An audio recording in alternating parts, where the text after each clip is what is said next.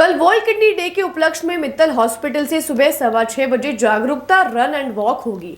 गुर्दा रोग विशेषज्ञ डॉक्टर रणवीर सिंह चौधरी ने कहा कि किडनी की बीमारी का पता तभी चलता है जबकि किडनी 15% से कम काम कर रही होती है।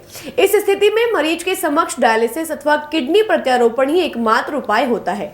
डॉक्टर चौधरी ने वर्ल्ड किडनी दिवस पर खान पान और नियमित व्यायाम पर ध्यान देने तथा शरीर के प्रति जागरूक रहने, नियमित जाँच कराते रहने का आह्वान किया। Doctor Ranveer Singh Chaudhary World Kidney Day के अवसर अजमेर के Mittal Hospital and Research Centre की ओर से 14 मार्च को सुबह 6:15 बजे आयोजित जागरूकता रन एंड वॉक के संबंध में मीडिया को जानकारी दे रहे थे। उन्होंने कहा कि किडनी पीड़ित 60% लोग जानकारी के अभाव में ही उपयुक्त उपचार नहीं ले पाते हैं। उन्होंने बताया कि इस वर्ष की थीम का उद्देश्य किडनी रोग के उपचार से असमानताओं के बारे में जागरूकता बढ़ाना और किडनी रोग से प्रभावित प्रत्येक व्यक्ति के लिए उचित उपचार तक पहुंच में सुधार के लिए सहयोगात्मक प्रयासों को प्रोत्साहित करना है। डॉक्टर चौधरी ने बताया कि किडनी फेलियर का मरीज कई तरह की बीमारियों से ग्रसित होता है। यह क्रॉनिक या नॉन कम्युनिकेबल बीमारियां जैसे शुगर, उच्च रक्तचाप, मोटापा, हृदय रोग आदि हो सकते हैं। वर्तमान में ऐसे रोगियों की संख्या जिस तरह बढ़ रही है वैसे ही किडनी की बीमारियां भी बढ़ती जा रही हैं। किडनी की बीमारी का सबसे खराब पक्ष भी यही है कि 90% लोगों को जानकारी का अभाव होता है। डॉक्टर रणवीर चौधरी ने कहा कि ऐसे मरीज जो किडनी की बीमारी होने के रिस्क पर जैसे मधुमेह, उच्च रक्तचाप, मोटापा, किडनी की पथरी, बार बार पेशाब में संक्रमण, कैंसर तथा मानसिक रोगी जिनको लिथियम का सेवन करना पड़ रहा है, उन्हें नियमित रूप से किडनी की जांच कराते रहना चाहिए। डॉक्टर चौधरी ने बताया कि किडनी डैमेज की शुरुआती अवस्था में पता चल जाए तो चिकित्सक से परामर्श कर उपयुक्त निदान के साथ उपचार लेना और साथ में परहेज कर रहना चाहिए। उन्होंने दर्द निवारक और एंटीबायोटिक गोलियों का सेवन चिकित्सक की सलाह पर ही करने को उचित बताया है। बिना सलाह के दर्द निवारक और एंटीबायोटिक गोलियों सेवन से किडनी खराब होने की संभावना प्रबल होती है। उन्होंने बताया कि प्रति 10 व्यक्ति में एक किसी न किसी प्रकार की किडनी की बीमारी से ग्रसित मिल रहा है। हालत तो यह है कि किडनी पीड़ित 60% लोग तो रोग की जानकारी नहीं होने के कारण ही सही उपचार नहीं ले पा रहे हैं। किडनी पीड़ित 100 व्यक्तियों में सिर्फ 30% को ही डायलिसिस की सुविधा मिल पाती है और 10% ही किडनी प्रत्यारोपण करा पाते हैं। डॉक्टर रणवीर चौधरी ने बताया कि वर्ल्ड किडनी दिवस के मौके पर रन एंड वॉक सुबह 6:15 बजे Mittal Hospital and Research centre से शुरू होकर वैशाली नगर पेट्रोल पंप से वापस पहुंचकर समाप्त होगी। आइए अब जानते हैं मित्तल हॉस्पिटल के डॉक्टर रणवीर चौधरी ने क्या कुछ कहा। नमस्कार, मेरा नाम डॉक्टर रणवीर सिंह चौधरी है। मैं नेफ्रोलॉजिस्ट हूँ मित्तल हॉस्पिटल अजमेर में। देखिए, वर्ल्ड किडनी डे हर साल मार्च के दूसरे बृहस्पतिवार को मनाया जाता है। नेशनल किडनी फाउंडेशन ने आम जनता में किडनी की बीमारियों के लिए अवेयरनेस पैदा करने के लिए और उनको अर्ली ट्रीटमेंट के लिए और किडनी डैमेज के प्रोग्रेशन को रोकने के लिए वर्ल्ड किडनी डे मनाने का फैसला लिया हुआ है। वर्ल्ड किडनी डे को इसीलिए मनाया जाता है ताकि आम पब्लिक तक किडनी की बीमारियों के बारे में अवेयरनेस पैदा हो, क्योंकि किडनी की बीमारियां जो होती है उनके कोई स्पेसिफिक लक्षण नहीं होने की वजह से वो अर्ली स्टेज में पकड़ में नहीं आती। तो we have to be aware about these illness.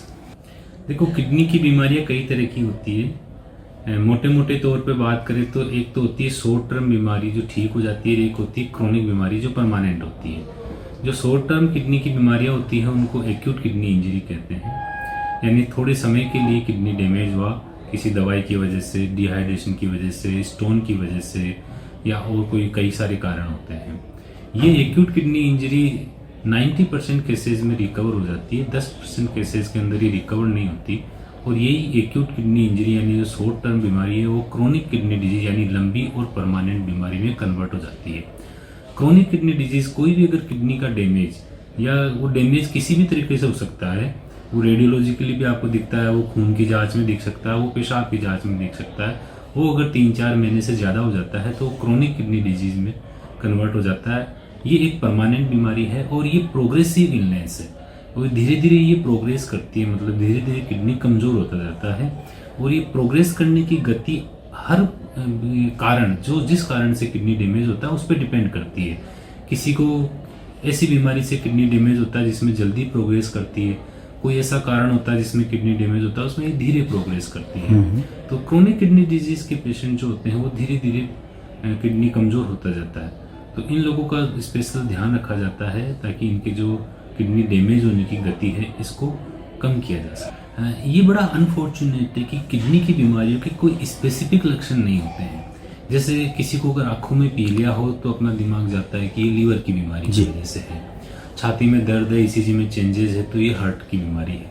लेकिन किडनी की बीमारी के कोई स्पेसिफिक लक्षण नहीं होते। किडनी का मरीज हमारे पास कई सारी वेग कंप्लेंट्स लेके आए, जैसे वो कंप्लेन लेके आएगा उसको सूजन है, सूजन लीवर की बीमारी में भी आती है, हार्ट की बीमारी में भी आती है। वो कहेगा उसका सांस फूलता है, सांस तो हार्ट फेलियर में भी फूल सकता है, अस्थमा में भी फूल सकता है, सीओपीडी में भी फूल सकता है, निमोनिया में भी फूल सकता है। वो कहेगा उसको पेशाब बार बार आ रहा है, पेशाब तो यूरिन इन्फेक्शन में भी आ सकता है। तो इसलिए कोई भी स्पेसिफिक लक्षण नहीं होते किडनी की बीमारी के। जो लक्षण होते हैं वो एक सामान्य और बीमारियों की तरह ही होते हैं। देखो, आम इंसान को किडनी की बीमारी से वो ग्रसित है इसका पता केवल जांच से ही चलता है। जब भी किसी पेशेंट को उसका सस्पिशियस हो कि कहीं उसको किडनी की बीमारी तो नहीं है, तो सस्पिशियस कैसे आएगा, उसको या तो वो एट रिस्क होगा। एट रिस्क मतलब ऐसा पेशेंट जिसको किडनी की बीमारी होने की रिस्क है। ऐसे पेशेंट वो होते हैं जिनको कोई लंबी बीमारी चल रही होती है। ज्यादातर कारणों में डायबिटीज और हाई ब्लड प्रेशर, आर्थराइटिस जोड़ों के दर्द की बीमारी, क्योंकि ऐसे पेशेंट दर्द की दवाएं लेते हैं, हार्ट की लंबी बीमारी, लीवर की लंबी बीमारी, लंबे समय तक चलने वाला कैंसर, या फैमिली में हिस्ट्री हो किडनी की बीमारी, तो ये पेशेंट एट रिस्क पेशेंट है। इनको या तो रूटीनली चेक कराते रहना चाहिए, बेस्ट तो यही है रूटीनली चेक कराए, या उनको कुछ ऐसा सस्पिशियस आए कि स्वेलिंग आ रही है, बार बार हीमोग्लोबिन कम हो रहा है, डायबिटीज का मरीज है, बार बार शुगर कम हो रही है, बीपी का मरीज है लेकिन अभी एकदम से बीपी अनकंट्रोल होने लग गया है, पैरों पे सूजन आ गई है, खून की कमी हो गई है, शरीर पे ईचिंग हो रही है और चलने पे सांस फूलता है, नोकचूर या रात को ज्यादा पेशाब आता है, दिन में कम आ रहा है। तो ये जो लक्षण है ये जरूरी नहीं है किडनी की बीमारी के हो, बट अगर ये सब लक्षण है तो अपन को फिर जांच करानी चाहिए। जांच से खून की जांच कराते हैं जिसमें सीरम यूरिया और सीरम क्रिएटिनिन का टेस्ट कराते हैं। इनके लेवल मेजर किए जाते हैं। ये फिल्ट्रेशन मार्कर्स है। किडनी इन दोनों सब्सटेंस को ब्लड में से फिल्टर करके यूरिन में निकालता है। जब भी किडनी कमजोर होगा इनका लेवल ब्लड में बढ़ जाएगा, तो ईजी करना बहुत मेजर है। ऐसे यूरिन का टेस्ट कराते हैं। नॉर्मली यूरिन में प्रोटीन और ब्लड नहीं जाना चाहिए। अगर किडनी डैमेज है तो आपके यूरिन में एल्बुमिन या प्रोटीन निकलना चालू हो जाता है और आरबीसी दिखने लग जाती है। तीसरा, आप सोनोग्राफी कराएंगे। सोनोग्राफी में दिख जाता है कि किडनी का साइज कैसा है, नॉर्मल है या बड़ा है। अगर मान लो छोटा हो गया साइज, छोटा होने का मतलब कि किडनी लंबे समय से डैमेज है। नॉर्मल जो किडनी होता है वो एक आफूस आम की तरह होता है, और जब किडनी परमानेंटली डैमेज हो जाता है, छोटा हो जाता है, तो वो आम के अंदर जो गुठली होती है उसकी तरह हो जाता है, वो चमकता हुआ सा दिखता है सोनोग्राफी में। तो वो गुठली फिर आम नहीं हो सकती, वो किडनी फिर परमानेंटली कमजोर हो चुका है। उस पेशेंट को रेगुलर ट्रीटमेंट की जरूरत पड़ती है। सर, किडनी की बीमारी होने के सबसे बड़ा प्रमुख कारण क्या है सर? 60% किडनी की बीमारियां डायबिटीज और ब्लड प्रेशर की वजह से होती हैं। ये दो मोस्ट कॉमन कारण होते हैं। अगर आज आप दुनिया से डायबिटीज और ब्लड प्रेशर की बीमारी को खत्म कर दे तो 60% किडनी की बीमारियां खत्म हो जाएगी। बाकी 40% में अलग अलग कारण होते हैं। स्टोन भी होता है एंड कुछ फेमिलियल होती है सिस्टिक किडनी डिजीज, जिसे हम एडीपीकेडी कहते हैं। कुछ ड्रग्स भी करती हैं। रेगुलर लंबे समय तक अगर दर्द की दवाइयाँ का उपयोग किया जाता है, और आजकल जो पिछले 5-10 साल से नया कारण सामने आ रहा है वो regular proton pump inhibitor, acidity की गोलियां, पेंटाप्रेजोल, ओमेप्रेजोल, इस तरह की जो गोलियां यूज की जाती है।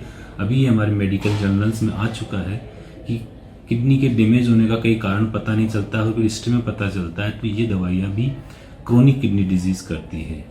और अपने राजस्थान में फतरी का कारण भी बहुत ज्यादा है किडनी डैमेज होने का। तो सर, किडनी का इलाज?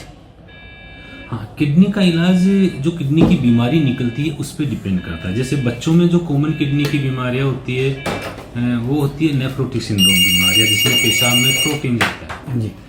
तो उसमें प्रोटीन जाता है तो वो किडनी डैमेज नहीं होता, अपना काम सही कर रहा होता है। क्रिएटिनिन की मात्रा ब्लड नॉर्मल होती है, लेकिन वो एल्बुमिन जाने लग जाता है, उसको कंट्रोल किया जाता है। फिर दूसरी किडनी की बीमारियां होती है एक्यूट किडनी इंजरी। एकदम से किडनी का काम कम हो गया तो उसमें उसका कारण निकाल के उसको मैनेज किया जाता है। 90% केसेस में वो ठीक हो जाता है। इस कुछ केसेस ऐसे भी होते हैं जिनमें एक्यूट किडनी इंजरी में डायलिसिस की जरूरत पड़ती है। जैसे किसी को मलेरिया हुआ या किसी को प्रेगनेंसी के बाद कोई कॉम्प्लिकेशन हुआ, किडनी एकदम से शट डाउन हो गया, यूरिन आना कम हो गया, तो उसका डायलिसिस किया जाता है थोड़े समय के लिए, जब तक कि किडनी रिकवर नहीं होता। और ऐसे केसेस में ज्यादातर किडनी रिकवर हो जाता है। पूरा भी रिकवर नहीं होता तो इतना रिकवर हो जाता है कि उसका डायलिसिस बंद हो जाता है और फिर वो पेशेंट डायलिसिस से फ्री हो जाता है। फिर दूसरा आता है क्रोनिक किडनी डिजीज। जब पता चले कि ये तो पिछले 6-7 महीने से लगातार इनका यूरिया क्रिएटिनिन ज्यादा है, ये क्रोनिक किडनी डिजीज में कन्वर्ट हो चुका है। वैसी कंडीशन में आप क्योर नहीं कर सकते। आप क्या काम करते हैं कि जो उस किडनी के डैमेज होने की गति है, क्योंकि हर साल वो जो किडनी डैमेज है, इसको आप ऐसे समझिए कि एक किडनी में 10 लाख नेफ्रॉन होती है।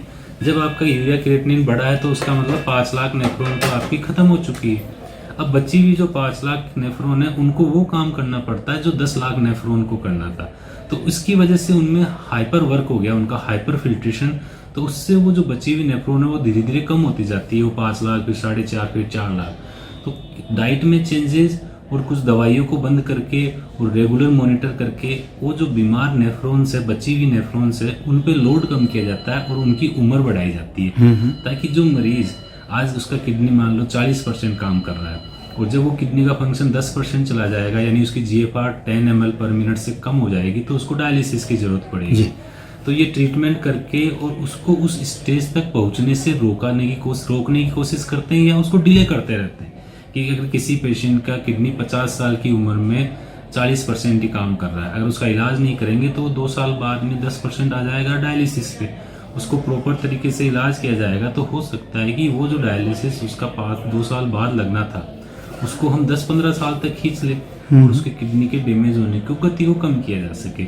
उसमें उसकी डाइट का चेंजेस किया जाता है, जो दवाइयाँ किडनी को डैमेज की थी वो बंद की जाती है, बार बार उसको इन्वेस्टिगेशन किया जाता है, ब्लड प्रेशर और शुगर को कंट्रोल किया जाता है। क्योंकि अगर आपका डायबिटीज की वजह से आपका किडनी डैमेज है, तो अगर आपका शुगर और बीपी कंट्रोल नहीं होगा तो ये आपकी जो किडनी के काम करने की क्षमता है वो बहुत रैपिडली प्रोग्रेस करती है। और हमने ये देखा है कि किडनी की वो बीमारियां जो या तो डायबिटीज की वजह से होती है या ग्लोमेरुलोनेफ्राइटिस नाम की बीमारी होती है, इसमें होती है, इनमें बहुत रैपिडली प्रोग्रेस करती है। तो इनको बहुत ही अच्छे ढंग से केयर करने की जरूरत होती है। फिर तीसरा, अगर मान लो पेशेंट पहली बार ही ऐसा आया कि उसकी किडनी खत्म है, जो बहुत कॉमन है, ऐसा ज्यादा होता है। अगर हम नए पेशेंट, अगर 5 पेशेंट रोज के नए देखते हैं तो उनमें से 2 पेशेंट तो ऐसे होते हैं जिनका क्रिएटिनिन वो पहली बार दिखा रहे होते हैं और 11-12 होता है। मतलब पहले किडनी उनके 10% से कम काम कर रहे हैं, वो रिकवरी नहीं होने वाले। बाकी 3 पेशेंट इस तरह के भी आते हैं कि उनका किडनी अभी भी 15-20% काम कर रहा है। लेकिन ये फैक्ट है कि 90% पेशेंट तभी आते हैं जब उनका किडनी 30% से कम काम कर रहा होता है। तो अगर पेशेंट पहली बार ही इस स्टेज में आया कि अब किडनी जो है वो 10% से काम कर रहे हैं और अब 10% से कम काम करने की वजह से उसके शरीर में यूरिया, क्रिएटिनिन, पानी की मात्रा, नमक की मात्रा और अन्य जहर जिनको हम लेबोरेटरी में नाप नहीं सकते, वो इतने ज्यादा बढ़ गए हैं कि वो शरीर के दूसरे अंगों को नुकसान पहुंचा रहे हैं। तो फिर हमको पेशेंट को डायलिसिस की सलाह दी जाती है, ताकि अभी किडनी तो फेल हो गया, ये जो जहर इकट्ठे हो गए इनको निकालने के लिए डायलिसिस किया जाए। और पेशेंट को सलाह दी जाती है, उसका असेस किया जाता है कि अगर वो ट्रांसप्लांट के लिए फिट है, जो कि ज्यादातर पेशेंट फिट होते हैं, तो उनको ट्रांसप्लांट की तैयारी कराते हैं। क्योंकि ट्रांसप्लांट एक इमरजेंसी नहीं, उसकी प्रक्रिया थोड़ी सी लंबी होती है, तब तक हम पेशेंट को डायलिसिस पे जिंदा रखते हैं। और कुछ पेशेंट जिनको कुछ ऐसी बीमारियां है जिनकी वजह से उनका ट्रांसप्लांट हो नहीं सकता, किसी को अनट्रीटेड मेलिग्नेंसी है या किसी को बहुत ही हार्ट फेलियर की बीमारी है कि वो ऑपरेशन के लिए फिट नहीं है, उनको हमें डायलिसिस पे जिंदा रखना पड़ता है। या पेशेंट के पास डोनर नहीं है, उनको हमको डायलिसिस पे रखते हैं। और एक अच्छे डायलिसिस पे, रेगुलर ट्रीटमेंट पे और डाइट के कंट्रोल पे, डायलिसिस पे भी अच्छा सर्वाइवल है। हमारे पास भी ऐसे ऐसे पेशेंट है जो पिछले 12 साल से डायलिसिस पे है और उनको एक बूंद भी यूरिन नहीं आता, लेकिन वो अपना डायलिसिस करा रहे हैं, खुद चल के आते हैं, अपनी मोटरसाइकिल चला के आते हैं या कार चला के आते हैं, डायलिसिस कराते हैं जाते। तो डायलिसिस पे लाइफ चलती है या फिर ट्रांसप्लांट पर। सर, इसको हेल्दी रखने का, देखो हेल्दी का, जैसे मैंने बताया, हेल्दी किडनी का मतलब एक तो वो पेशेंट जिसको किडनी की बीमारी नहीं है उसको हेल्दी रखना है। तो ऐसे फैक्टर जो किडनी को डैमेज कर सकते हैं, तो सबसे common most important healthy life style, वो सबके लिए है। वो हार्ट को भी स्वस्थ रखने के लिए है, फेफड़े के लिए भी है। और जो हेल्थ है वो फिजिकली नहीं, वो मेंटल हेल्थ भी होनी चाहिए, सोशल हेल्थ भी होनी चाहिए। आपको योगा भी करना चाहिए, समाज में भी आपको अच्छे ढंग से रहना चाहिए। तो अगर आप फिजिकली हेल्दी और मेंटली नहीं हो तो कोई मतलब चलेगा नहीं ना काम। तो आपको अगर डायबिटीज आप प्रिवेंट करो अच्छी हेल्थ लाइफ स्टाइल से, तो अगर डायबिटीज नहीं होगी तो फिर किडनी की बीमारी जो डायबिटीज की वजह से होती है वो भी नहीं होगी। आप ब्लड प्रेशर प्रिवेंट करेंगे तो आप ब्लड प्रेशर नहीं रहेगा तो किडनी की बीमारी नहीं होगी। स्टोन अगर आपको होती है तो आप उसका एनालिसिस कीजिए, रिकरेंट स्टोन बन क्यों रहा है, उस हिसाब से खाने में परिवर्तन करते हैं, अपना लिक्विड इंटेक बहुत ज्यादा रखते हैं। और जो ही थोड़ा सा भी जैसा लगे कि कहीं पथरी बन के पेशाब के रास्ते में रुकावट तो नहीं डाल रही है, उसको तुरंत निकलवाए पथरी को। होता क्या है कि कई बार किसी को स्टोन बनती है, 10 mm की पथरी है, यूरेटर में फंस गई और रास्ता ब्लॉक कर रही है, मरीज उसको निकलवाने के लिए तैयार नहीं होता और वो पथरी वहाँ पड़ी रहती है और रास्ता ब्लॉक करती है, उसकी वजह से किडनी धीरे धीरे डैमेज हो जाता है। तो इसलिए उसको निकाले। तो ये सब करके तो उस किडनी को हेल्दी रखना है। और दूसरा, किसी को किडनी की बीमारी हो गई तो बीमार किडनी को भी हेल्दी रखना है। उसका तरीका मैंने आपको बताया कि पेशेंट को रेगुलर फॉलोअप करेंगे, दर्द की दवाइयाँ नहीं लेनी, ये एसिडिटी की दवाइयाँ नहीं लेनी, डायबिटीज बीपी कंट्रोल करना है, रेगुलर जांच करानी है, वो एक बीमार किडनी को भी हेल्दी रखना है।